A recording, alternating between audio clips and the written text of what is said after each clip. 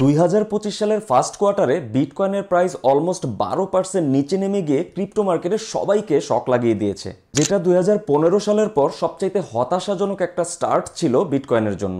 Bitcoin কি তাহলে নতুন মার্কেট সাইকেল স্টার্ট করতে যাচ্ছে, নাকি এটা শুধুমাত্র একটা হেলদি কারেকশন? দেখুন, বিটকয়েনের এই নতুন প্রাইস সুইং একটু আনকমন হলেও এবারের গ্লোবাল সিনারিও কিন্তু তুলনামূলক অনেক volatile. Trade tensions, economic uncertainty, বিভিন্ন দেশে দেশে যুদ্ধ এবং ইনভেস্টর বিহেভিয়ার শিফট, সব মিলেই মার্কেটে প্রচুর পরিমাণে ফিয়ার লক্ষ্য করা যাচ্ছে। এদিকে ফরেন ইনস্টিটিউশনাল ইনভেস্টরস আর হেজ ফান্ডরা অলরেডি রিস্ক অফ মুডে চলে যাচ্ছে। কিন্তু পিকচার আভি বাকি হ্যাঁ মেরি দোস্ত। ক্রিপ্টো মার্কেটে নতুন করে হোয়েলস অ্যাক্টিভিটি বাড়ছে। এর মানে হলো বড় বড় ইনস্টিটিউশনসরা চুপিসারে বিটকয়েনকে অ্যাকিউমুলেট করছে। দ্যাট মিনস রিটেল ট্রেডাররা প্যানিক করলেও ইনস্টিটিউশনসরা চুপচাপ লো প্রাইসে বিটকয়েন কিনে যাচ্ছে। আর বিটকয়েনের ইতিহাস ঘাটলে আমরা দেখতে পাবো এভরি মেজর ক্র্যাশের পর বিটকয়েন নতুন করে আবার র্যালি শুরু করে। সুতরাং বুদ্ধিমান ইনভেস্টরদের জন্য বিটিসি এর রিসেন্ট কারেকশন একটা মেজর অপরচুনিটি হতে পারে। এই জন্য সবসময় আপনাকে টেকনিক্যাল অ্যানালাইসিসের পাশাপাশি ফান্ডামেন্টাল অ্যানালাইসিসকেও গুরুত্ব দিতে হবে।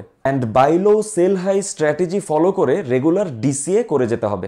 আর বিটকয়েন অ্যান্ড ক্রিপ্টো মার্কেটের রেগুলার আপডেট পেতে দ্য বুলিশ ট্রেডার চ্যানেলটিকেও সাবস্ক্রাইব করতে হবে।